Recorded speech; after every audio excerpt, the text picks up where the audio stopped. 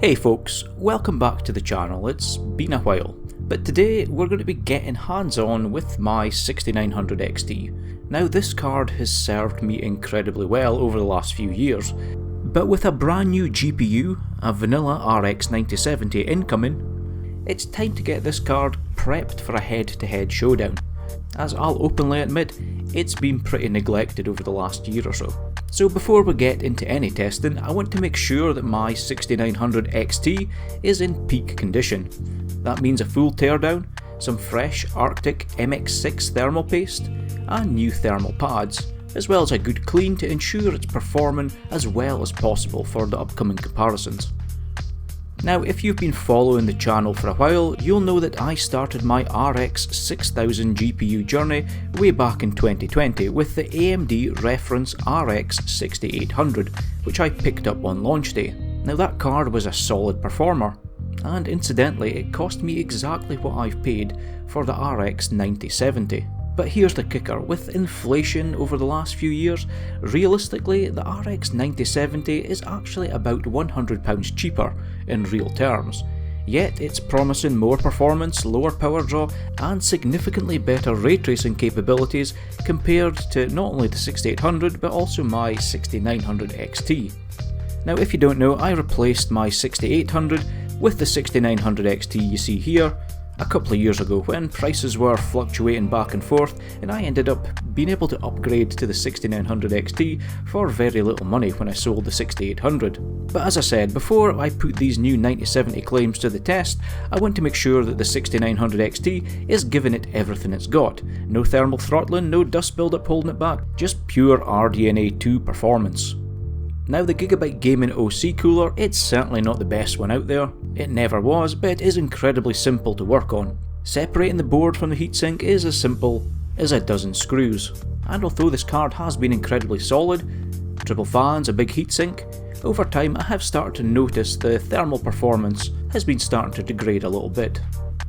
So as we separate the board from the heatsink, we can see that the thermal paste is actually not too bad. It's not as dried out as it could be, but the thermal pads are looking, well, let's just say some of them have seen better days. When I got this card, I did strip it back. I put on some thermal paste that I had lying around and kinda bodged up the thermal pads and tried to replace the majority of the really worn down Gigabyte ones with what I had sitting in the cupboard. That means a mix of generic AliExpress blue pads and a couple of nice thermal grizzly pads for the memory. Today though, I'm going to be replacing everything with fresh pads of the correct thickness, 1mm and 1.5mm, and swapping out the old paste for Arctic's new MX6, a really decent value option for anyone looking to refurb their computer.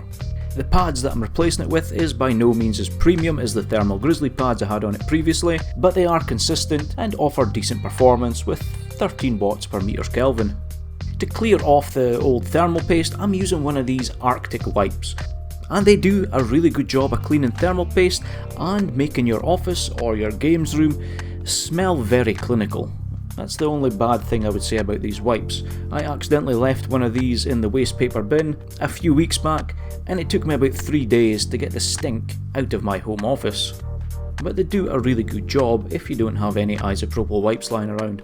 With the application of the MX6, you'll immediately notice it's much thicker than say the old MX4 paste that was many people's go-to bulk thermal paste, but it does seem to slightly outperform it, which is nice.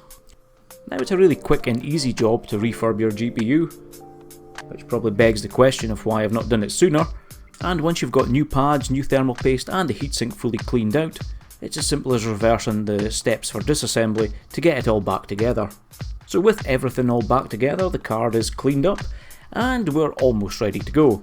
Now I say almost ready to go because I always find it's definitely worthwhile bedding in your new paste and pads, as it does take a bit of time for everything to settle down. When this paste heats up, it gets a lot more runny and it'll fill in a lot of those gaps, so a few heat cycles will do the trick to kind of set everything in stone and get it ready for the performance comparisons. So back in the PC now, I can already see by the temperatures that we've dropped a good few degrees from the hotspot, and the fans definitely sound much more free flowing. So even if there wasn't a new card on the way, it was definitely worthwhile tearing down this card and restoring some of that lost performance. It definitely sounds and feels happier than it did yesterday.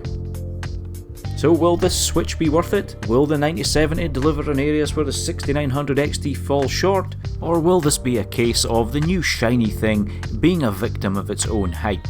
Well, we're going to find that out in the next video. For now though, I've got to start benchmarking this card before the 9070 arrives. So if you enjoyed this quick and dirty teardown and want to see how these two cards stack up, hit that subscribe button and leave a comment down below. I'd especially like to know what's been your best GPU upgrade in terms of value. I'll leave it there and just say thanks for watching, take care, and I'll see you all in the comment section down below, and in the next video.